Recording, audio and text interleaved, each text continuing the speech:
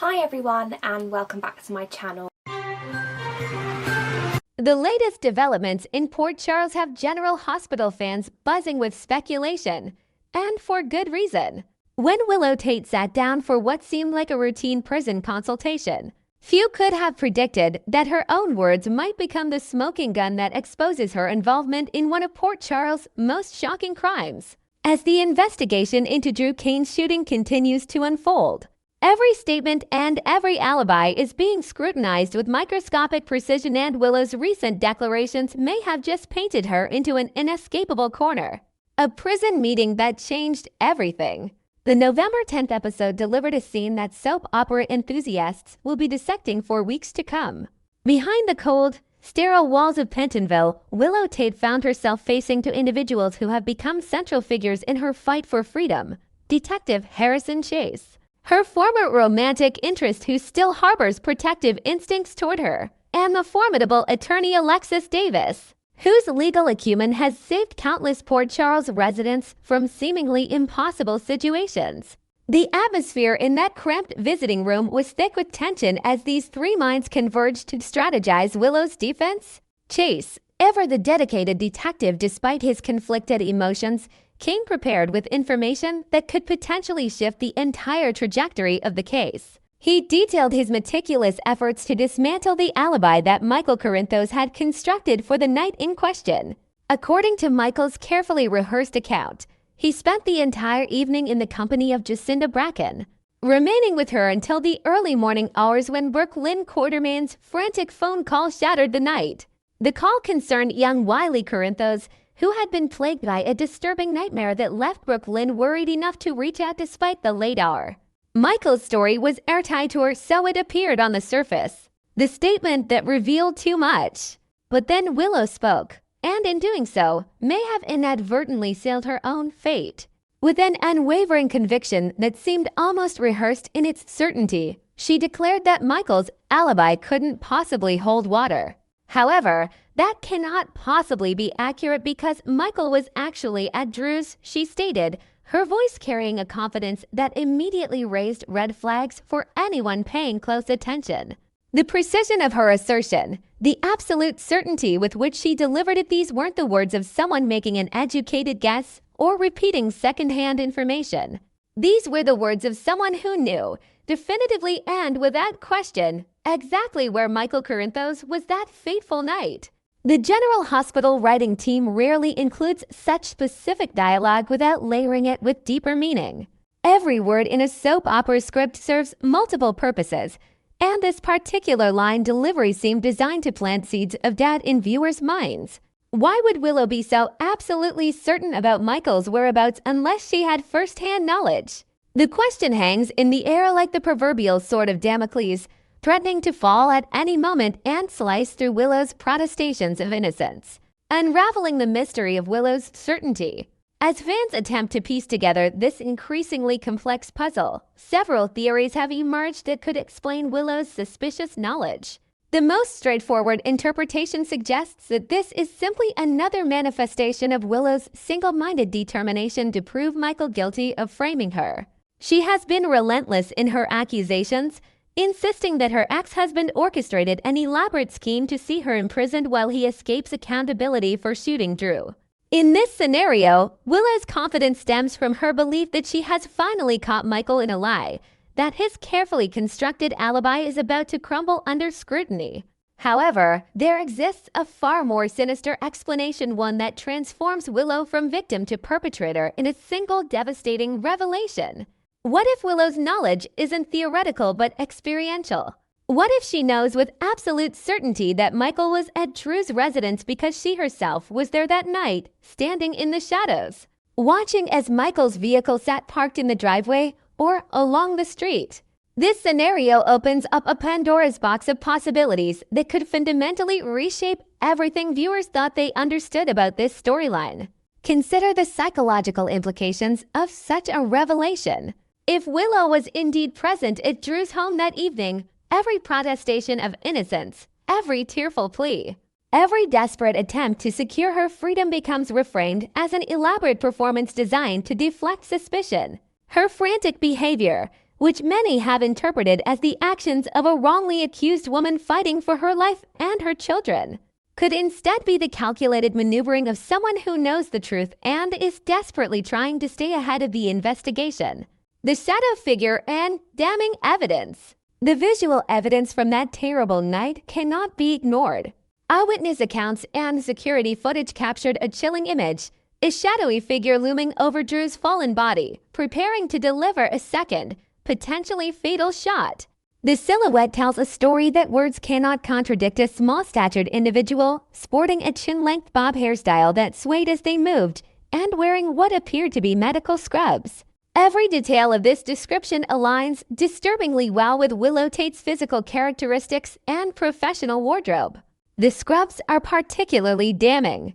While many residents of Port Charles wear similar attire due to their medical professions, the timing and context make this detail impossible to dismiss. Willow has regular access to hospital scrubs through her work at General Hospital, and such clothing would allow her to blend seamlessly into the medical environment, moving through corridors and parking areas without raising suspicion. If she had planned to confront Drew or were such an outfit would provide both camouflage and a ready-made explanation for her presence in the area. Michael Corinthos, scapegoat or accomplice. The role of Michael Corinthos in this unfolding drama remains frustratingly ambiguous. Willow has consistently pointed the finger at her former husband, accusing him of orchestrating her downfall with the cold calculation that runs in the Corinthos family bloodline. She maintains that Michael, consumed by jealousy over her relationship with Drew and furious about the dissolution of their marriage, decided to eliminate his romantic rival and frame his ex-wife in a single brutal act. The theory certainly has merit. Michael possesses both the resources and the family connections to execute such a plan. Yet Chase's investigation into Michael's alibi suggests something more complex may be at play. The detective has been methodically working to dismantle Michael's account of his whereabouts, searching for inconsistencies and contradictions that might expose the truth. His efforts have clearly yielded results, given his willingness to share his findings with Willow and Alexis. But what if the real revelation isn't that Michael shot Drew, but rather that Michael witnessed something or someone that night at Drew's residence? The possibility that both Michael and Willow were at Drew's home simultaneously opens up narrative pathways that could sustain this storyline for months. Perhaps Michael arrived to confront Drew about his relationship with Willow, only to discover that Willow had beaten him there. Maybe he witnessed the shooting from a distance, creating a terrible dilemma. Does he protect the mother of his children, or does he tell the truth? Such moral quandaries are the bread and butter of soap opera drama, and the General Hospital writers have proven time and again their willingness to explore the gray areas of human behavior. The twisted path to justice. One of the most intriguing scenarios emerging from Finn's speculation involves a perverse twist of fate that would be entirely fitting for the soap opera genre. Imagine this: Willow, through a combination of Alexis Davis's legal brilliance and reasonable doubt created by Michael's suspicious behavior, manages to secure an acquittal. The courtroom erupts in celebration as Willow embraces her children, finally free to rebuild her shattered life. But then, in true General Hospital fashion, new evidence surfaces, perhaps a witness who finally comes forward, or security footage that was previously overlooked that irrefutably proves Willow's guilt. The dramatic irony of such a revelation would be exquisite. Double jeopardy laws would prevent Willow from being tried again for the same crime, meaning she would essentially get away with attempted murder despite everyone knowing the truth. The psychological torture of watching Willow walk free while carrying the burden of her guilt would create endless storytelling opportunities. How would she face Drew, knowing she tried to end his life? How would she look her children in the eye, knowing she's living a lie? How would the residents of Port Charles react to a known shooter walking among them, legally untouchable? Port Charles and the inevitability of truth. History has demonstrated repeatedly that Port Charles is a town where secrets rarely stay buried forever. The web of connections between families, the tendency for crucial witnesses to emerge at the most dramatic moments, and the persistence of characters like Dante Falconeri and Harrison Chase in pursuing justice. All of these factors suggest that even if Willow manages to evade immediate consequences, the truth will eventually claw its way to the surface. It always does. The town has seen countless criminals think they've escaped accountability, only to have their past crimes exposed when they least expect it. From Ryan Chamberlain's decades-long deception to Peter August's repeated attempts to reinvent himself, Port Charles has proven to be inhospitable ground for those harboring dark secrets. The question isn't whether Willow's potential guilt will be revealed, but rather when and under what circumstances the truth will emerge. What this means for Willow's future. Regardless of her actual guilt or innocence, Willow Tate stands at a crossroads that will define her character for years to come.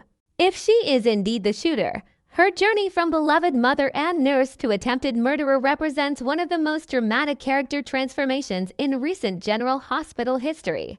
The writers would need to carefully navigate her motivations, exploring what could drive someone like Willow, previously portrayed as kind-hearted and morally centered, to such a desperate act. Was it the custody battle that pushed her over the edge? Did she see Drew as an obstacle to reconciling with Michael? Or conversely, did she view him as a threat to her newfound independence? Perhaps the shooting wasn't premeditated at all, but rather the tragic result of a confrontation that spiraled out of control.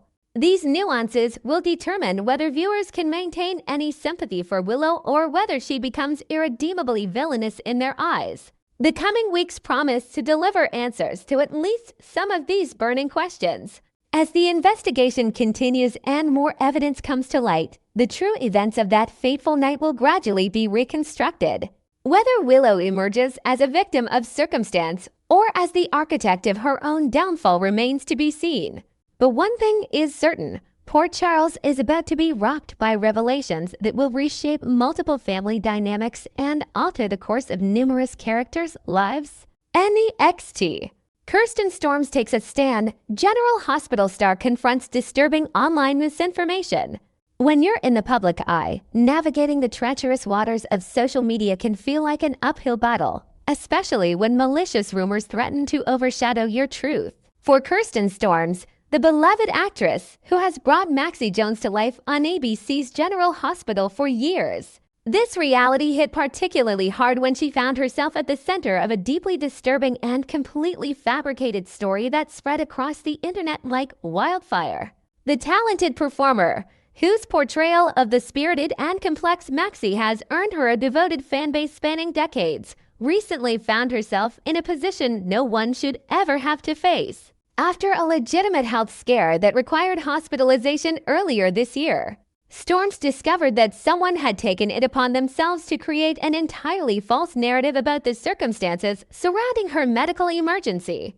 The actress was confronted with a blog post claiming she had attempted to take her own life, a devastating accusation that bore absolutely no resemblance to the truth of what had actually transpired during those frightening days in January.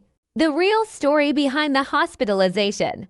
Rather than allowing this malicious misinformation to continue circulating unchecked, Storms made the courageous decision to address the situation head-on through her Instagram platform, where she maintains an authentic connection with her supporters. In a candid and emotionally raw post that shed light on both her actual medical situation and the psychological toll of dealing with such harmful fabrications, the actress opened up about her experience in a way that resonated deeply with anyone who has ever faced health challenges or been the victim of online cruelty.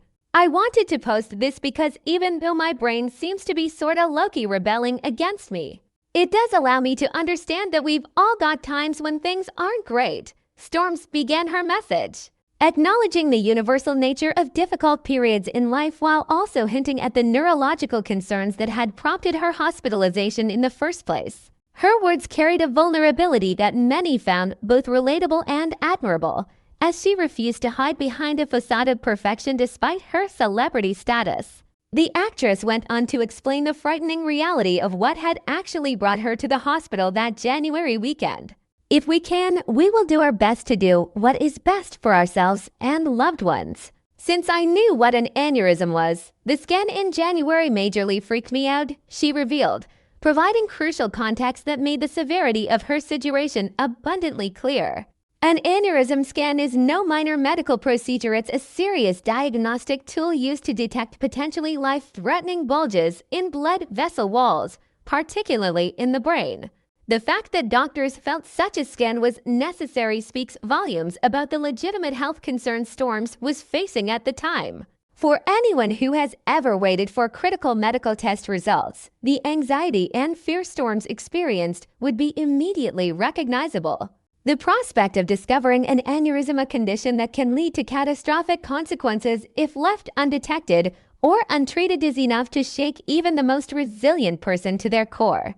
Yet instead of receiving support and understanding during this vulnerable time, the actress found herself blindsided by something even more distressing: confronting the false narrative.